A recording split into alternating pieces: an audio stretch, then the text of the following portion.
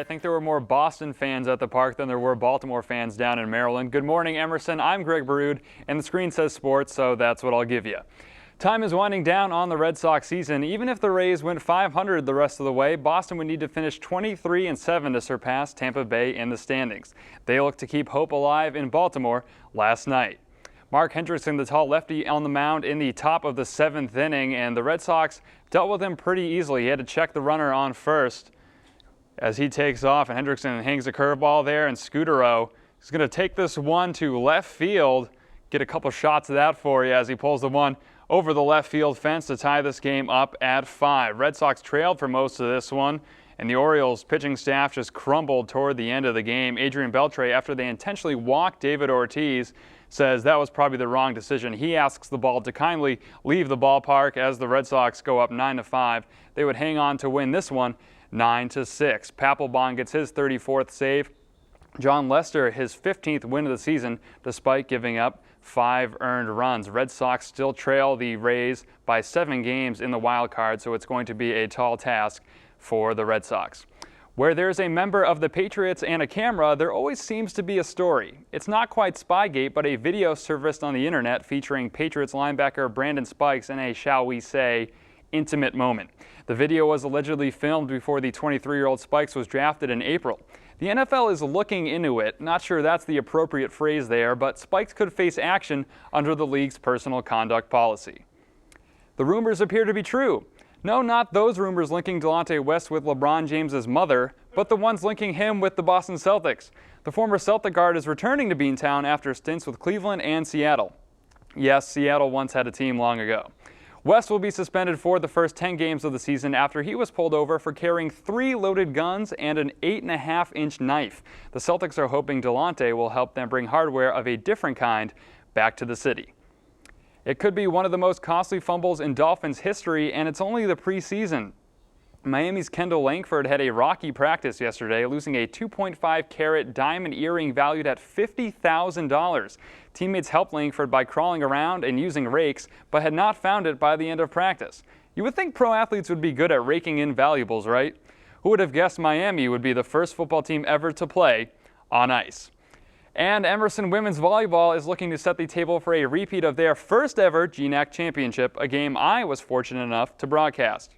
The notorious SoCal slammer Lauren Zanaboni and Christina Ten are the captains who will lead the Lions at the Wheaton Quad Tournament this Saturday in Norton. 4 freshmen will bring new blood to Coach Craig Letourneau's squad, which is counting on your support in the basement of Piano Row this year. Well, that's going to do it for sports. Back to 2 people who never misplace their earrings, Terry and Irina. Greg, that Seattle comment, completely unwarranted. Cassidy is still sad that the Sonics are gone. Irina, are we going to be looking for expensive jewelry that you lost around the studio? Are you going to make a sweep here? If you find it, I will take it. All right, fair enough. All right, but now let's take it over to someone who is wearing some earrings today. We've got our lovely entertainment correspondent, Jillian Wilson, right here in the studio, giving us all the entertainment news. Jillian, take it away.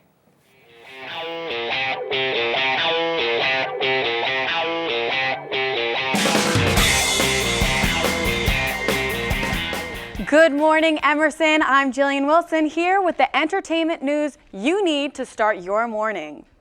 Katy Perry has already set 1 record this summer with most radio spins for hit California Girls, and now the pop star reached another milestone.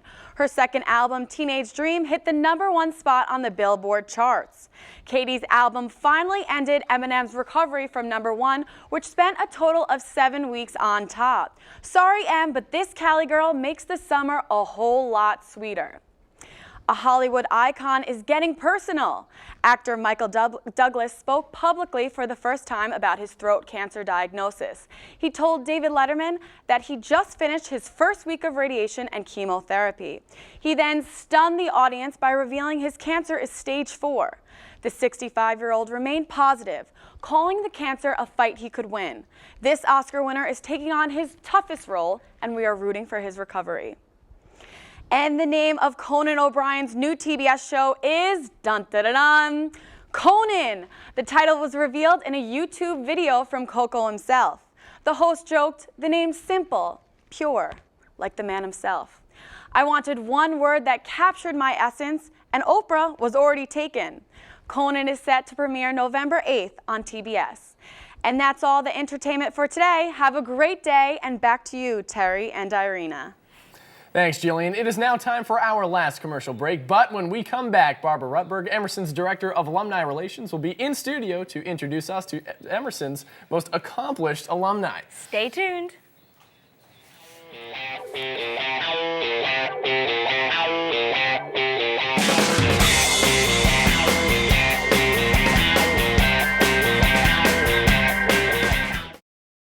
Welcome back to Good Morning Emerson. Joining us in studio this morning is Barbara Rutberg, the Director of Alumni Relations.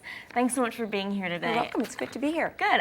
So the first thing I want to ask you is, how does Emerson stay in touch with their alumni here? Lots of ways. And actually, we have about 33,000, which is a huge number considering probably about 6 years ago we only had 20,000. So we've done a better job of keeping in touch with alumni. We do it through our monthly e-newsletter. We make sure that when you all graduate, we get your updated information so that we can start getting in touch with you right away. We have an alumni magazine that goes out 3 times a year. We've got LinkedIn, Facebook, Twitter. So all the essentials in the social media piece has been huge for us over the last couple of years. Right. Now, before we went on air today, we were talking about some of the more famous, the well-known alumni, but you were stressing the importance of alumni that maybe they're not household names, but they're doing great things in the world. Can you tell us about that? You know, I think when you first asked me about those kinds of questions, I started to thinking, okay, we have the Dennis Learys and the Jay Lenos and Right. Henry Winklers and the Vin DeBonas, and we all know about that, but there's so many more that are doing wonderful, notable things behind the cameras, so it's Right. not necessarily just in front. And I thought maybe I could share some of those because Sure. maybe you all don't know, or maybe this would be a good way of sort of getting those out. Right? That'd be great. So are we ready for a little bit We're of ready. Do You Know? Always. Okay. Okay, here we go. Ready? All right. Did you know, and I'm going to start with, because I just heard I a great won't know. sports introduction. So I'm going to start with sports. Okay. Did you know that Al Jaffe is Vice President of Talent Negotiation and Production Recruitment at ESPN? I did know that. Okay. Oh, you're good. Oh, well, You're right. You've got a good. I do a little homework He knows now his and then. sports, though. I know, I'm a sports about- guy. okay. Outside of that, I got nothing for you. Sam Presti. Does that sound familiar?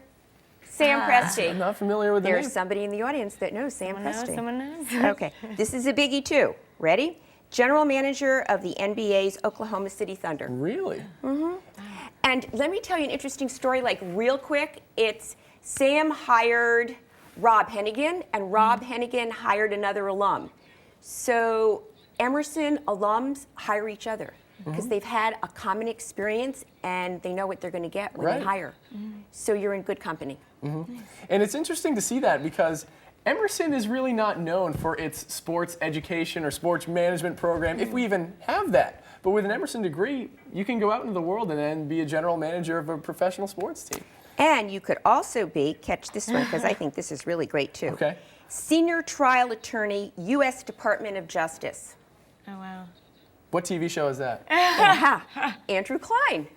Okay, let's go with, this one might be easy. Okay. Co-president of production at DreamWorks. Oh. I don't know the name off. You're gonna have Holly to fill me in. Barrio. Yeah. Okay. Okay. Okay. You're getting me with these. Let's pick like an industry. Give me like an Okay. industry, like marketing, PR, journalism. Okay, let's start with marketing. Okay. Let's do Michael Mendenhall, Senior VP and Chief Marketing Officer at Hewlett-Packard. Not bad. Not bad. Not a shabby, bad not gig. bad. That's really good. Yeah. Something to write home about. Yeah, okay. Screenwriter. Wrote the screenplay for Watchmen. Alex C. And he did Sucker Free City. And he just sent me a picture of himself in London. He's writing the screenplay with Robert Downey Jr. for the new Sherlock Holmes. Really? Wow. Way to Not go. bad. Yeah. So tell me about how you maintain a relationship with some of these people and how you're informed and up to date on what they're doing in the real world. They like me. They like you? So they contact you then? Let me tell you, we do this through, we have news clipping service. And I think over the years, we've established relationships with them. And one of the things that we try to do during the course of the year is bring them on campus, encourage them to be part of the Emerson Mentor Network through Career Services.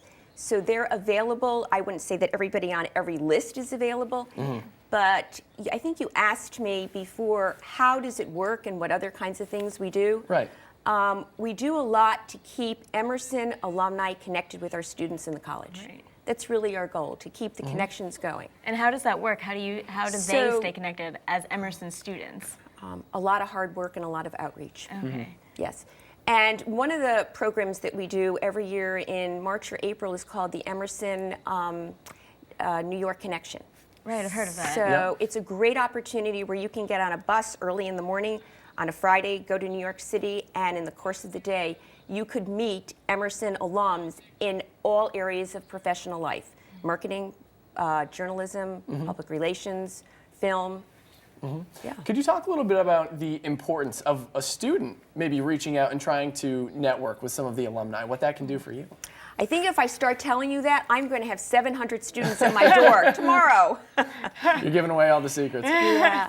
I think when you find out that there's an alum who's on campus, it's an area that you're interested in. For example, on September 23rd, Lucia Catoni, who is Senior VP of Program Development of Lifetime, is going to be on campus. She's going to be speaking to students.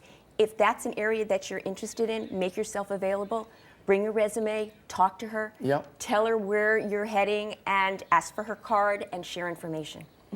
Now, do alumni come to campus a lot to speak? We're trying to do a lot more of that. Okay. Okay. And then after seniors graduate, we do 2 programs in June, one in LA and one in New York, that's called an Emerson Freeway or the Emerson Thruway. And that's where we invite alums to meet all new grads.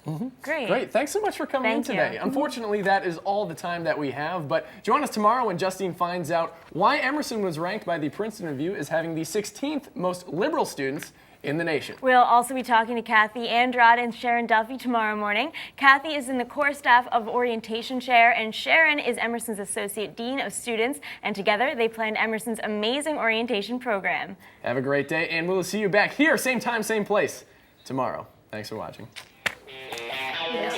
Yeah.